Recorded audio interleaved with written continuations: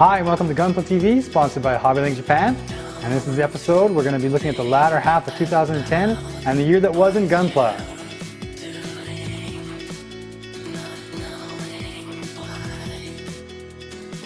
So as you can see, it's been quite the year for Gunpla, and it's also been quite the year for the Gunpla Builder, and now even more so for Hobbylink Japan, because what we've done is we've changed everything to our price. And under this system, almost everything in our catalog is on sale for 10 to 20% off. So all this Gundam you see here, 20% off.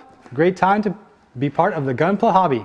And starting off this summer, we saw more HG Gundams. Of course, this is the Gundam Astria from the 00 series, and we saw quite a few of the 00 series Gundams coming our way because of the movies that were coming out. But also, Bandai wanted to introduce more and more people to this hobby, so what they gave us is a Gunpla starter set. And with this, you actually get 2 Gundam kits, 2 of their most popular HG kits, in one box. It's perfect for anybody who's looking to start into the hobby. And on the master grade side of things, what Bandai did is they took their Victory Gundam and they threw on the core booster and they put it out as the Victory Dash Gundam. And for those people who had previously built the master grade Victory Gundam, well, they weren't forgotten. Rather than having to buy the new kit, what Bandai did was give you the core booster by itself. So if you'd already picked up the clear parts of E-Gundam, you just picked up the core booster and you could make your own V-Dash. And probably the most anticipated Gunpla kit of the year, the real grade. And it came in and it went right back out immediately. We had hundreds of orders for these things, and we were shipping them out every day, and we still are. Of course, now with 20% off, we can't keep them in stock. But I actually went ahead and built one of these because I had to try my hand at it. And I gotta say, it's the most fun I've ever had with a 1/144 scale model. So if you haven't tried it yet, pick it up and give it a try for yourself and let us know what you think. So there wasn't a lot of releases for August in Gunpla, but what Bandai did give us in August is quite impressive to say the least. Well, first off, the HG Type C. You can never get enough of the old school gym design. Of course, this one's a little bit customized. But we also saw the first wave of the awakening of the Trailblazer kits. So here's the Zabanya with its quite unique looking holster bits attachment. And the most popular kit from that movie, just the HG Quanta. Now the HG version that came out first sold really well, and it wasn't long before Bandai gave us the MG Quanta, which everybody knows because we've already shown you. But what was probably the biggest splash of August when it comes to Gunpla? The O. And this one, a lot of people were waiting for it. Bandai actually had a contest and asked people to submit their choice for what they wanted to see made into a master grade model, and the winner apparently was the O. So Bandai put it up for us and released it in August, and we even created our own episode of Gunpla TV when this came in. So check it out if you haven't already.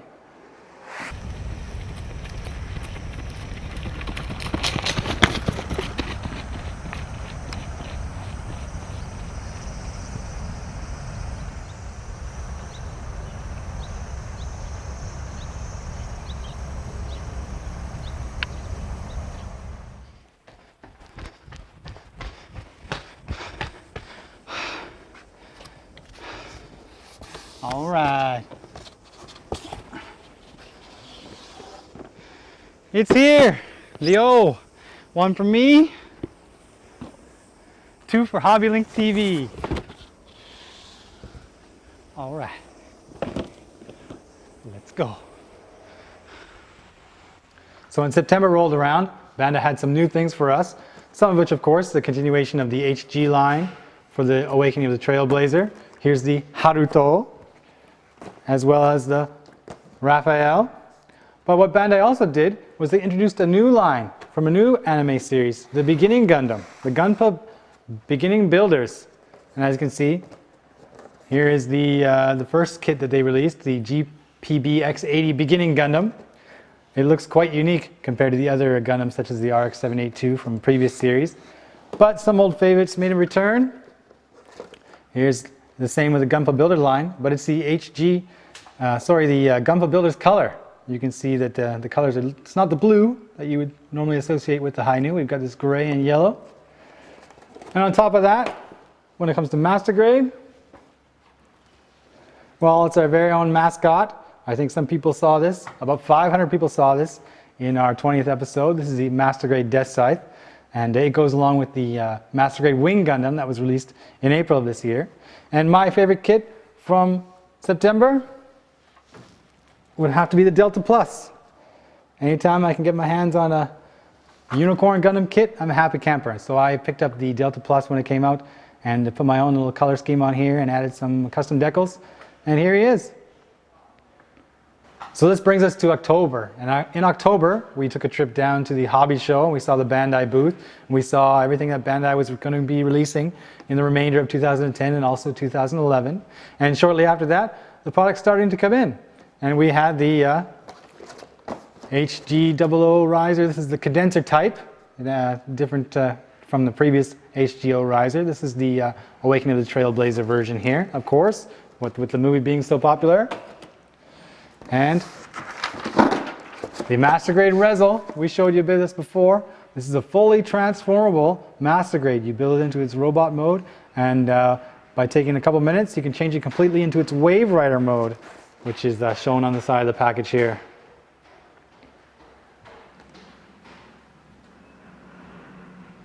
But the best kit from October, in my opinion anyway, is the HG UC Shenange. We built this as a series for Gunpla TV. A lot of people were very excited about this. We put our own little custom paint job on it as well. And we did the hand painting of the gold and showed people how to fix that up relatively simply. And I actually went ahead and did a little bit more work on that. And we'll show it to you right now.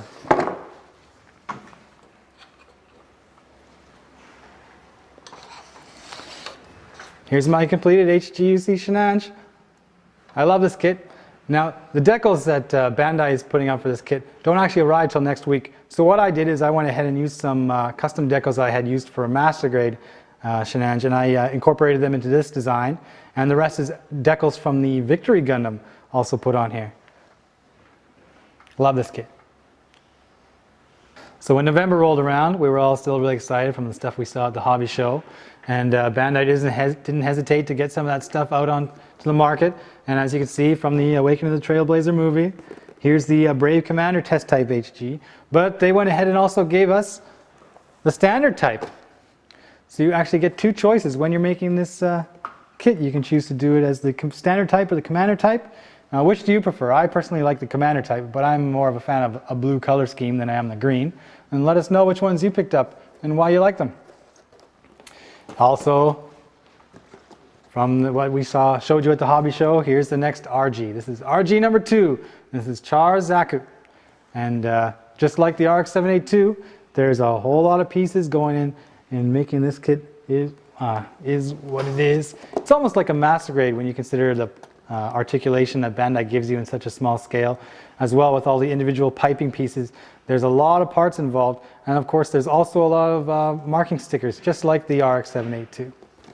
But if November wasn't good enough already with that, well, there's the MG Quanta. And while the HG Quanta was enormously popular, and the MG even more so because of its larger scale and more pieces and the difficulty of the build.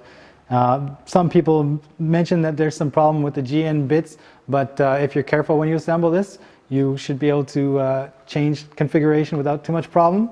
They've also included this little stand here, which you can use to hold up the GN sword as well as the Quanta itself.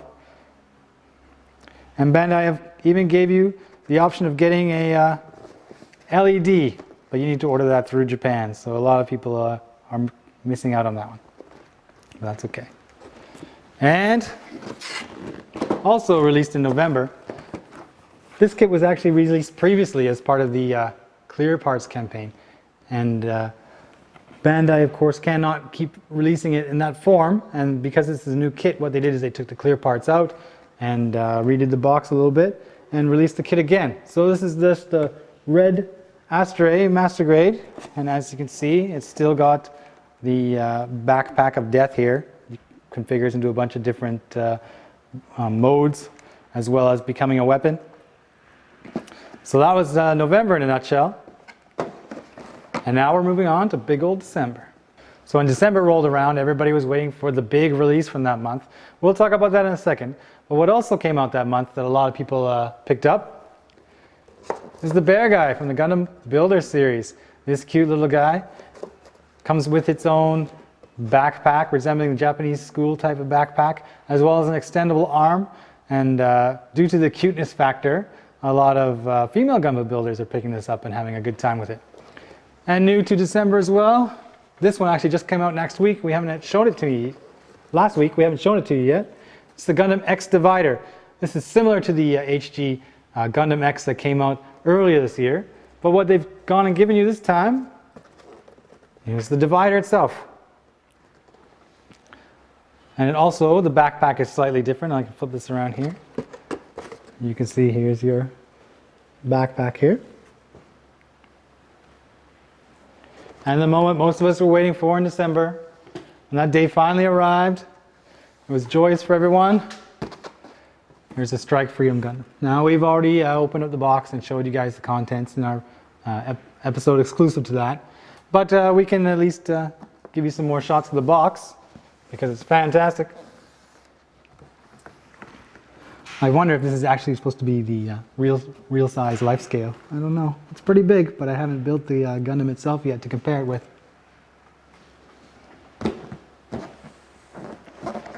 So this was the year 2010 for Gunpla.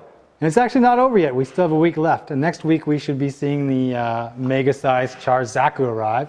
So we'll talk about that in a future episode of Gunpla TV. But that will have to wait until January of 2011.